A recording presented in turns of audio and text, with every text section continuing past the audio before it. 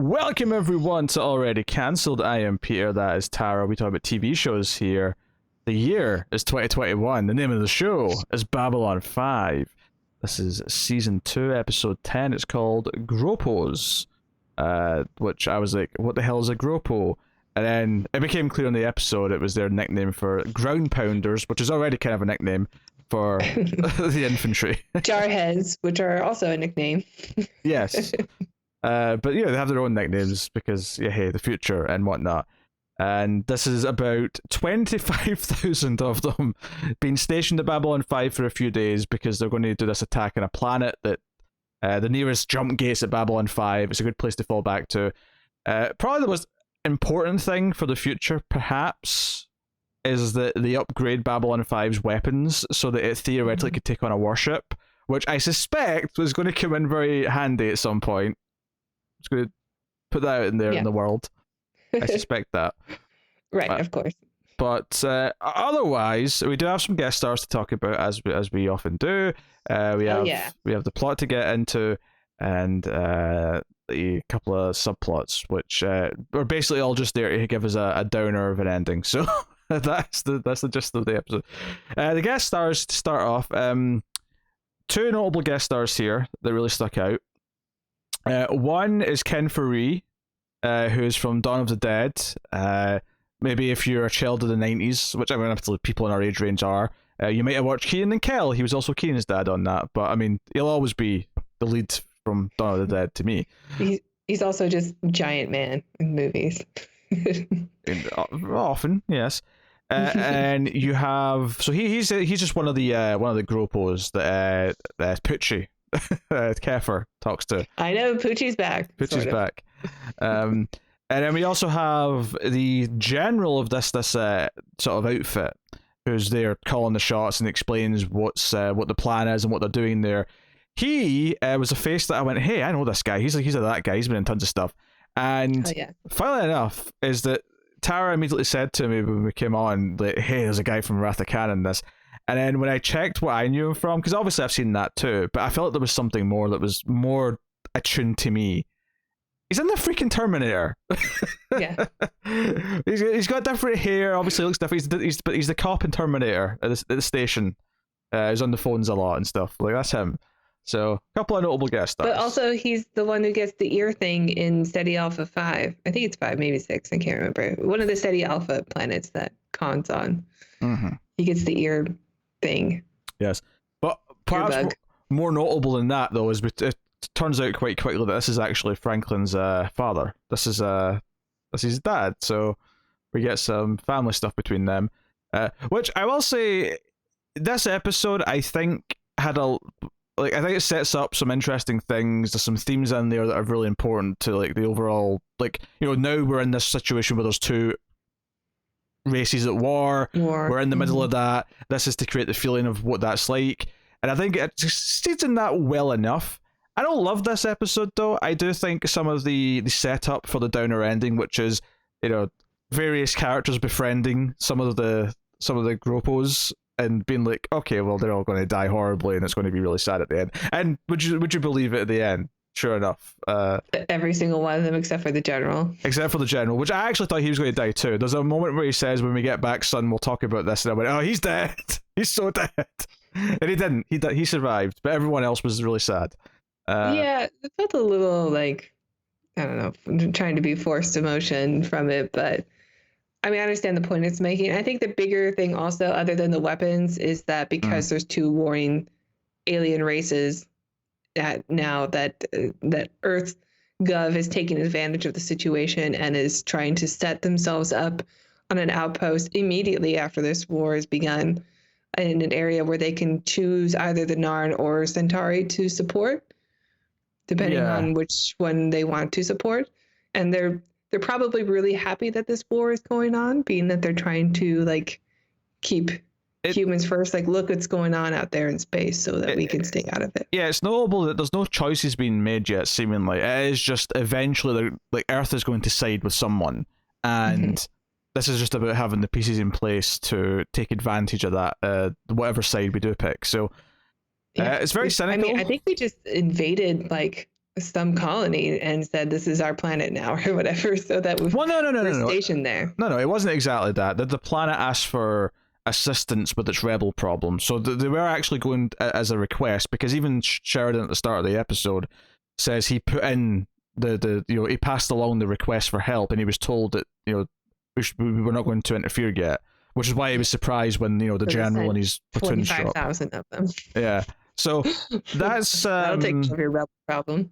So I think it's less that they've completely taken over and more that they're really buttering up to whoever is in charge of this planet. Like, they're really like, hey, we saved you now, so now we're allowed to like put our camps here and have a base and be ready. This is, I'm trying to think of a comparison. I'm sure the US has done this with countries during the Cold War.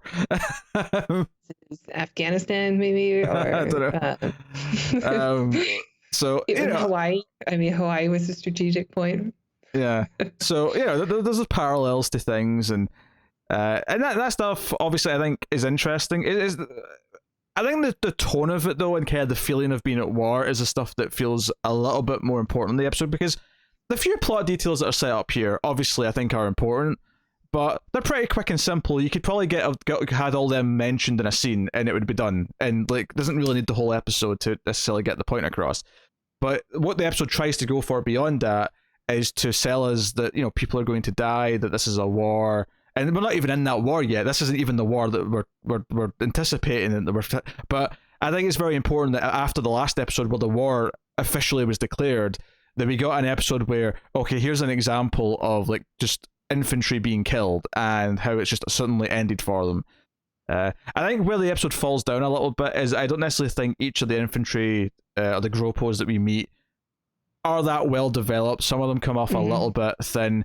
The really horny woman Dodger who tries to like jump on Garibaldi, I thought that stuff was a little bit iffy. Overall, I didn't really like it very much, honestly. Like, first of all, she definitely earned her paycheck. Like, there's a lot of making out in that episode. Oh, you mean the actor? I thought you meant the character earned her paycheck for being in the military. You're saying that the actress. You're saying that she deserves a bonus for kissing poor Garibaldi. That feels like an insult to the man. This wasn't kissing. This was like passionate make out for long stretches of time. Poor Jerry Doyle's getting his memory like torn through the mud here. Hey, he had his was he married to what's her name, Talia, at this point? I don't know if it was I may have been around this time or just after, but I assume that they were at least dating at this point. Possibly. Because I mean that's why they're like pushing the love story, probably, is because there's this opportunity to between the two of them. Maybe. I don't know. They already kind of hinted at chemistry the first time they met, I suppose. So I don't know if that's why they did it. It may just be one of those things where art and life reflected each other a little bit as it was going. It's true. Actually, funny enough, another comparison to Deep Space Nine is that there are two characters who got married in real life from the show, but they had a very antagonistic relationship in the entire series. Like, yeah. Well, I mean, that one had zero chemistry in the show. that one is purely just a coincidence. So there's no way that they intentionally asked two of their cast members to get married. They stole it from B5. Two of their actors got hitched. You two. Hey, one of them got pregnant in Deep Space Nine. Well, they beat anyway, like her character in. I'm sorry. I just said they beat them to that punch then, so Babylon 5 couldn't claim they stole that. No, I haven't finished the series yet. Doesn't happen until season 5 in Deep Space Nine. Okay, we got time to find out. Yeah, but her character, I think it's one of those characters where it's like, we all Marines are super macho, so we're going to make like almost like a misogynistic woman in order to fit in. It just seems like this is what a Marine is in our head, so we'll just write her like a man. But like women aren't like that in real life. I'm not saying there aren't horny women out there. I mean, of course there are, but like generally she's just sort of written like a dude, and that's supposed to be like equality, but it's not really a realistic depiction of a female soldier in my mind. especially since I was one. I wasn't a Marine, but like I was in the military. Yeah. Obviously, that's something that strikes home for you a bit more, is how unrealistic she perhaps comes across. For me, I don't actually mind if they give us a character who's like not necessarily realistic. If you give me a woman who's like this, you know what, I'll roll with it to a point. I think my problem with the scenes with them is, I mean, the chemistry was okay. I didn't mind her like going on nice ass, even though I'm like, no one's ever commented on his ass before. I don't know if I believe you, but but the problem is the scene where she actually like goes to see him and then they end up back at his place. Is I thought that this scene was kind of tedious because it was very clear from his body language, which I guess is good performance on his part. There's the reason why he's a regular, is that it's very clear that he's a little uncomfortable with this. He's got feelings for Talia right now. He's not really sure if he should be doing this. And I knew what the ending of the scene was going to be within seconds, and it wasn't like fun getting to that point. It was kind of frustrating. Her constantly trying to like grab him back into action, and him kind of like stalling by calling Lou and whatever. And then eventually when he says this thing, like her reaction where she just like flipped her shit and said, "I may die tomorrow, I want sex, damn it," and then just storms out. It just, I don't know. I was like, I wasn't really into the scene. Yeah, I mean, but a lot of women are written this way in the show, and I'm not saying they're like bad characters or anything, but they're sort of written like men. Like they're written like they're very tough. They start bar fights and they punch, but like a fight between a woman and a man is not going to end the same way it does on TV. It's just not. We're not as strong. Yeah, that's not a Babylon 5 specific complaint. No, it's not. That's more of it does happen a lot in here. Like Ivanova is definitely guilty of being written this way. Like when she gets in fights with guys at bars, like that's a very dangerous situation for her. Like I don't buy that she would do that. Like that's something a man would write, to be like, she's tough and she's just like the guys. Yeah, I think there's a distinction here that's really important, because Ivanova is actually a really good character. So it's interesting. Oh, of course, yeah. It's interesting to like sort of bring this into the conversation, but not at the expense of saying that no, she's actually a really interesting, witty character who we enjoy watching. She's got lots of but this particular thing happens a lot, and it happens a lot in science fiction. And I, as a woman, when I watch it, I notice it.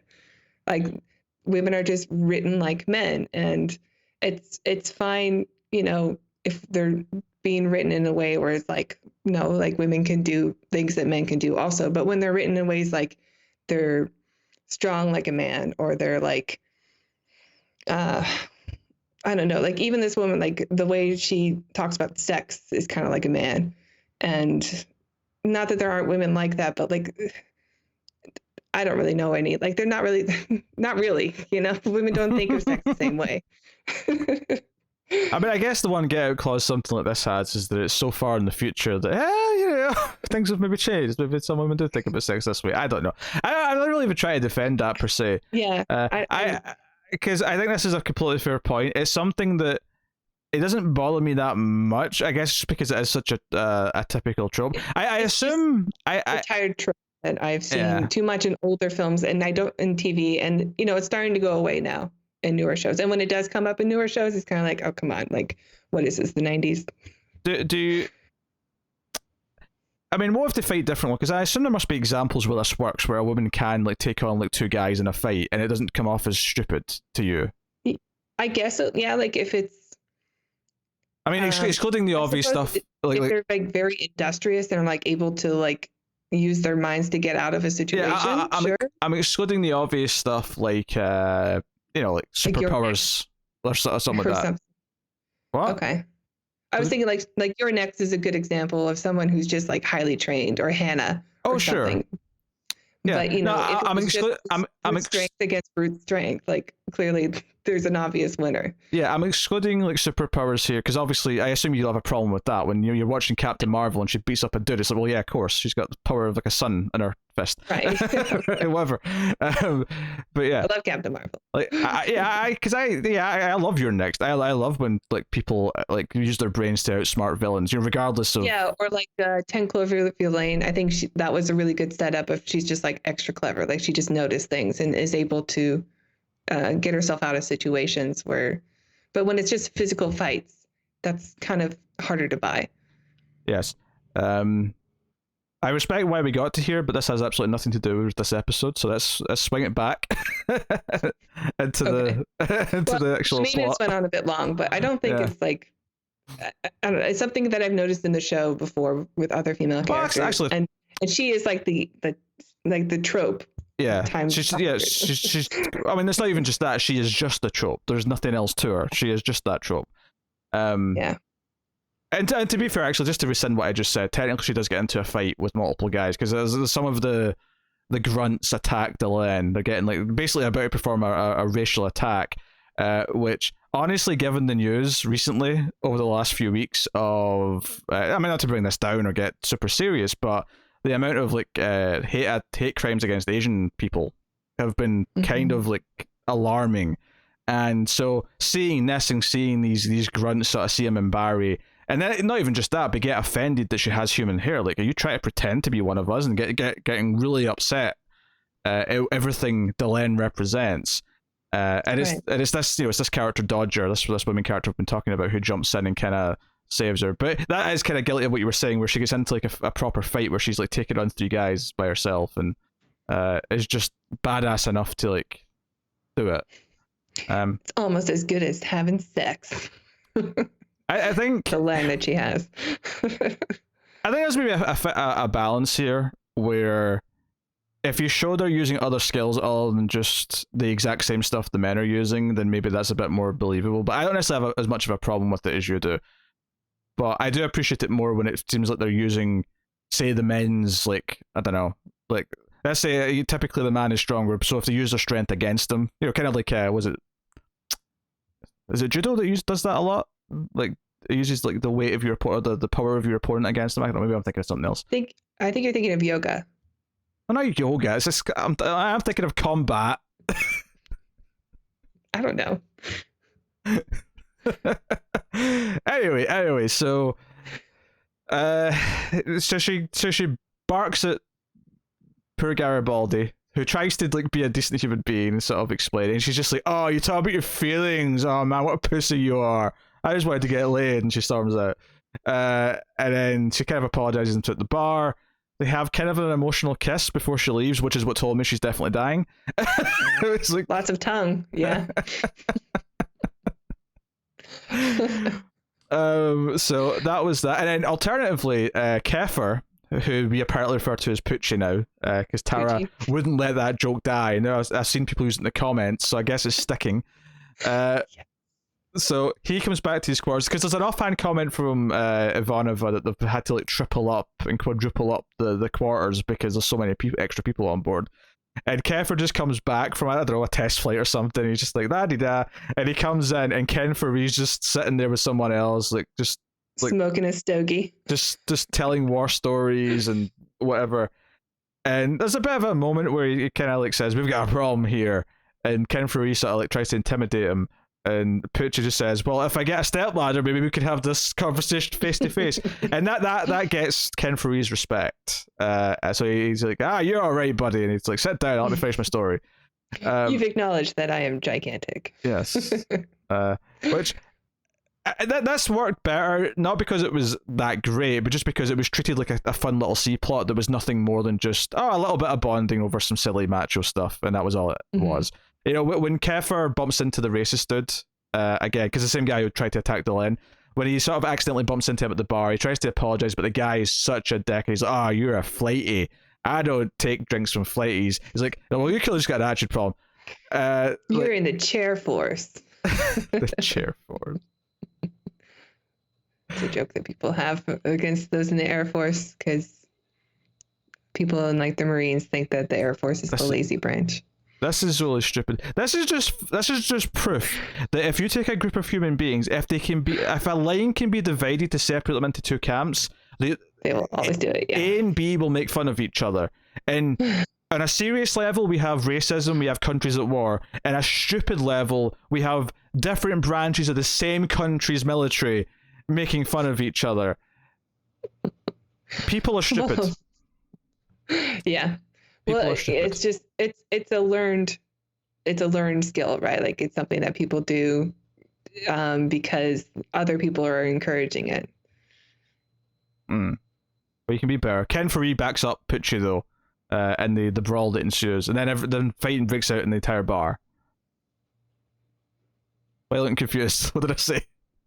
Oh, I got a text from my sister. It's showing up on my screen. So unprofessional. I'm listening. Ken Faree starts fighting in the bar. Yeah. Yes, and Ken Faree unfortunately dies, as does the young guy who's with him. Not in the bar.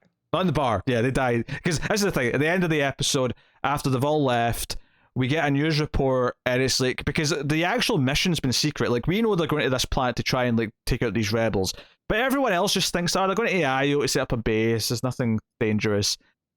But the general comes on the screen, and he's like, yes, it's went well, but not without great cost. And then there's like the first report of casualties come in, and Garibaldi looks sad, and Kefir looks sad because everyone they like bonded with, they're all dead, and we get like some shots of them lying there dead. Oh, it's almost like they're all dead next to each other. They all died in a line. How convenient. No, to be fair, like, it fades to at least between two. I think it fades then to Ken Faree. I think Ken Faree and the young dude were together, but I think she was separate. It just faded to okay. And the racist guy. And the racist guy was close by. I'd have to go back and check, see how many fades there. Clutching his gun and a knife. A blade, yes.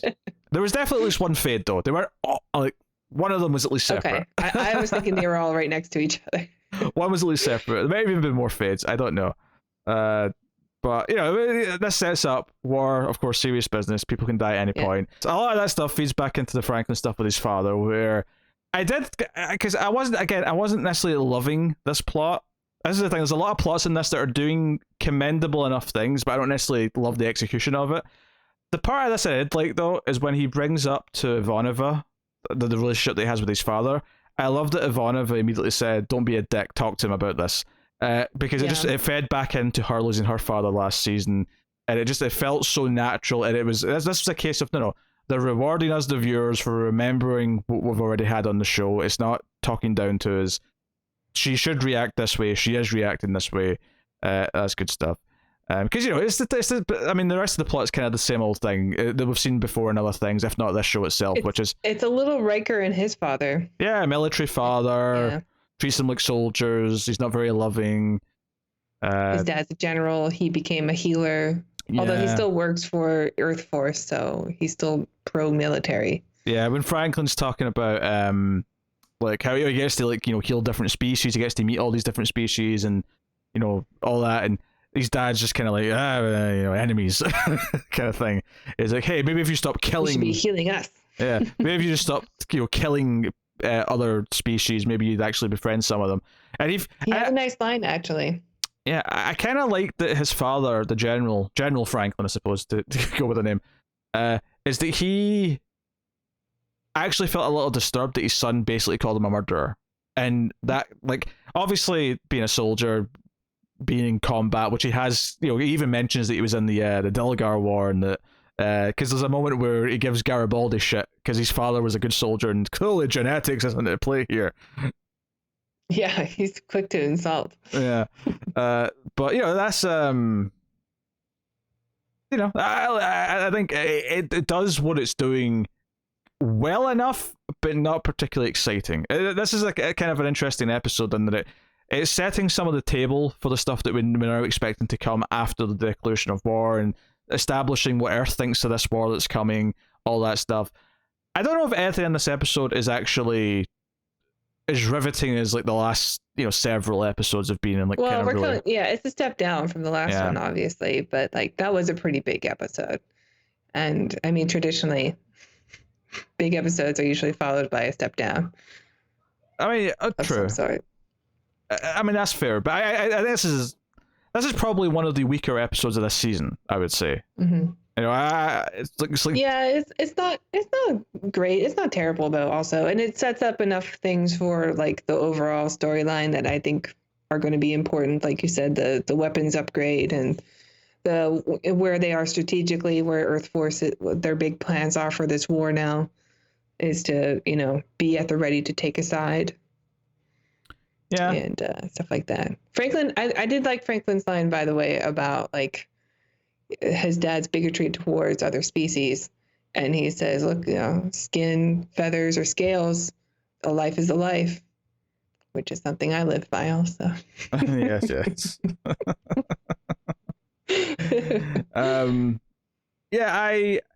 And I like Sheridan kind of challenging the general, as diplomatically as he could at points, saying, hey, this whole idea is a bit iffy. Maybe this will be, putting us into a position of war, or maybe this will put us into, it'll start to feel like we are being compared. Because even Delenn, when she sees all the soldiers and she's sort of casually asking Garibaldi about it, he says, oh, I mean, they're just here because it's at the stop along their way. They're leaving in a few days.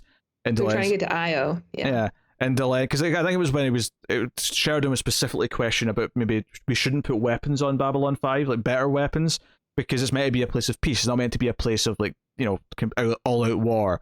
And that's kind of the same point that Delenn kind of brings up, is like, hey, I'd hate to think of Babylon 5 becoming more of a military outpost as opposed to what it is and what it's supposed to be. So because Babylon 5 was like a joint effort, right, with other species. It's not just humans. Yeah. So, it's and I think it's a perfectly fine sort of middle of the season episode, but it's not like an exciting episode, I would say, overall. Usually there's at least one thread, one plot in these episodes that are maybe a bit more low key, where I really get excited about what it's teasing. I don't know if I got excited because I really appreciated them trying to add this weight to the loss of life and the war that's coming, but ultimately it was a bunch of guest star red shirts when you boil it down to it, and it never really felt like. And the trick of good writing is to not make us feel that way, but I always kind of felt like these are a bunch of red shirts that are going to die to give us an ending that's sad for all our main characters. Honestly, I think the best stuff in the episode are the very brief moments with Delenn. Her stuff is good just because it's also a bigger thing. Like I'm really interested in Delenn's what she's going through right now, and her transition into becoming something incredibly new, and the way the Minbari look at her, or the way the humans look at her, especially those who want to see her as an enemy, but she's this hybrid of what they are, and it's it's confusing. And I kind of like that it popped up here in this way, where it is just this one scene thing in an episode that's not about it, because obviously we're going to get episodes that focus on her and focus on her new status, her new position, blah blah. I like that there's some of it just bubbles into other episodes, so it feels ongoing. It feels consistently there in the background, and it hasn't really been addressed too much yet. It's sort of just little things that have popped up here and there. Like the one Minbari that wasn't sure if he could trust her anymore because she's not, she's something else. She's something new. And, her new fascination with being more human, trying to get in touch with her human side. And there's just, I think there's a big episode for her coming. I sense it because they keep dropping these little nuggets. And I'm like, I want that episode. I have no doubt there's a big Delenn episode coming this season, if not more than one. Sure. No doubt at all. So yeah, okay episode, but and this is not just this, because people are going to say, you just disappointed because there's no Londo Jakar in this, and sure, yes, I feel the absence a little bit, but these other characters have proven they're off getting their armies ready. Yeah. The other characters have more than proven at this point they can carry episodes and be compelling. Oh, yeah, absolutely. So I really do love Ivanova's character a lot. Yeah. I think Sheridan gets more interesting as episodes go. He hasn't really had a big episode yet. I mean, not in a little while, I don't think. But He's sort of just been playing mediator, playing captain. I would argue the first 3 or 4 were all his episodes, because it was mainly focusing on him integrating into the new station. But yeah, okay. I get what you mean. But yeah, it's not been focused on him as much since. But that's okay. I don't need everyone to get their turn every couple of episodes. They can, yeah, that's fine. Put out a bit, and it feels like everyone gets kind of a fair share. Because it's funny, Talia went so long, and it was such a running joke that Talia was missing for chunks and chunks at a time, and then she just got a trilogy of episodes that almost all focused on her back to back, and it was like, whoa, what is this? And all of a sudden, it feels like she's had more focus than a lot of the other characters. But now she's gone again for a little bit, and we'll spend some time building everyone else up. So that's what it is. So yep. Okay. But yeah, so now looking forward to seeing how season 2 develops. I do like that it does feel like there's a change in status, that because we've had a war declared, that there's a bit of a different aura around things going forward. So I'm curious to see how that develops in the coming episodes. The next episode, there's 25,000 troops on board. That's true. That was the very next episode. Yeah. And even though it wasn't directly related to the war, it kind of is, in intent for the future. So, really cool. So I look forward to the next one. You can let us know what you thought of this episode of Babylon 5 in the comments below. You can like and subscribe. Liking and subscribing is super important on YouTube. It is the way you can support us for free. Hit those buttons. It lets YouTube know that you think we should be shared around to more people, and we'll grow our audience, and that is success. So please give us a great success. That was almost going to be a Borat voice, and then I sort of chickened out and then did something weird. I don't know what that was. Great success. I can do. I can do very nice. I can do the very nice, but great success I struggle with. I don't know. Can't you do the very nice? Well, at least to my ears, it sounds better. That's all right. I can't do either. Tara, tell me about Patreon. If you there's a caveat. All in the Borat voice. If you like our reviews, I can't do Borat. Yeah. I've never claimed to be able to do Borat. Okay.